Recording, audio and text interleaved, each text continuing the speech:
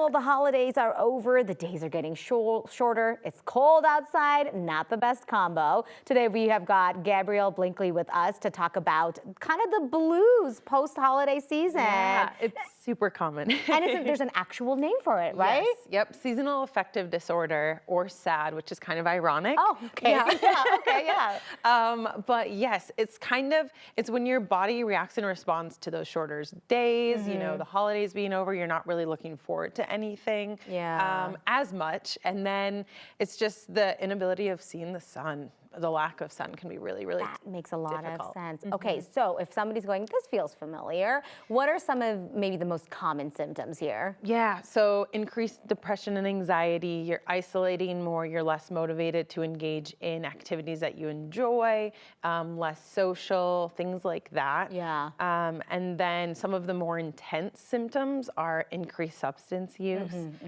whether that's, you know, drugs, alcohol, what does that look like for you? And then the scarier part too is, you know, thoughts of suicidality or self-harm and or harming others. Sure. So, yeah. And what is the first step? What do you advise for people? The first step that I advise is definitely trying to get into some therapy of some sort, whether that's individual, group therapy, reaching out to friends and family if that's something you feel comfortable with, and just starting that conversation. And that self-awareness piece of, you know, this is past me just being able to be like, all right, come on, you got this. Pull yourself up by the bootstraps, because that's not always a thing. How do you differentiate the two? Because I can imagine some people are thinking, I'll just push through it. I'm just like down, you know, but like once I get back into my routine, it'll be fine. Yeah, so something that I always tell people to look for is a pattern. So is this not the first year that you've experienced this? Is this, you know, okay, I felt this way last year and I'm feeling it again. So, you know, if it's reoccurring.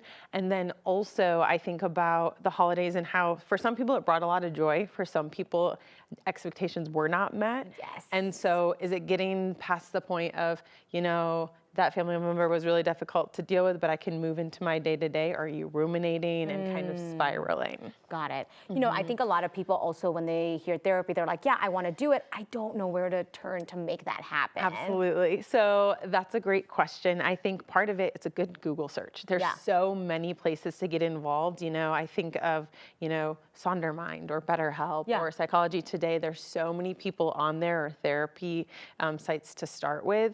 And, you know, if your symptoms are more intense, maybe you're looking at hospitals and group therapy, and I need more support. So what does that look like? And so it can be as simple as a Google search of like, hey, I need help. And obviously if you're that crisis situation, the 988 hotline, which is super important. Yes.